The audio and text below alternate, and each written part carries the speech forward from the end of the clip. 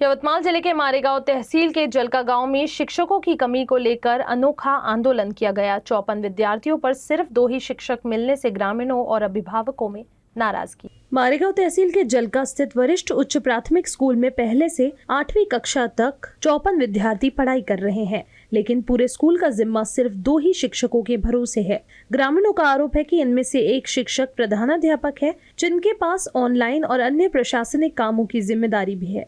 वहीं दूसरे शिक्षक के पास BLO की जिम्मेदारी होने से विद्यार्थियों की पढ़ाई बुरी तरह प्रभावित हो रही है। अभिभावकों का कहना है कि विद्यार्थियों की संख्या के अनुसार स्कूल में कम से कम 4 शिक्षकों की जरूरत है। शिक्षकों की कमी के कारण ग्रामीण क्षेत्रों में बच्चों की शिक्षा पर बुरा असर पड़ रहा है। इन्हीं मांगों को लेकर ग्रामीण पालक और स्कूल प्रबंधन समिति ने पंचायत समिति मारेगांव की प्रांगण में विद्यार्थियों की स्कूल लगाकर अनोखा विरोध प्रदर्शन किया।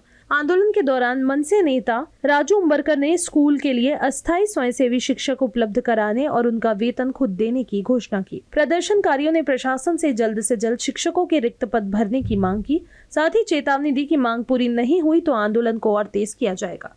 आमची पुढची मागणी एवढंच आहे की आमच्या शाळेवर जे 65 विद्यार्थी आहे, 65 विद्यार्थ्यांना 2 शिक्षक काही शिकू शकत नाही। आमची एवढीच मागणी आहे की आमच्या शाळेवर 2 शिक्षक यांनी द्यायला पाहिजे। 2 लेकराला एक आई वडील सांभाळू शकत नाही, 65 लेकरांना 2 शिक्षक का सांभाळणार आहे बा? तर आमची एवढीच मागणी आहे की आमच्या शाळेवर शिक्षक द्या आणि आमची लेकरं शिक्षणापासून वंचित आहे। याच्या मागणीशिवाय आम्हाला काहीच नाही आहे बा। ते याच्या पाशी पैसेही नाही आहे। राजूभाऊ उंबरकर पैसे देऊन आमच्या शाळेवर शिक्षक पाठवून राहिले, तर मग हे का करून राहिले?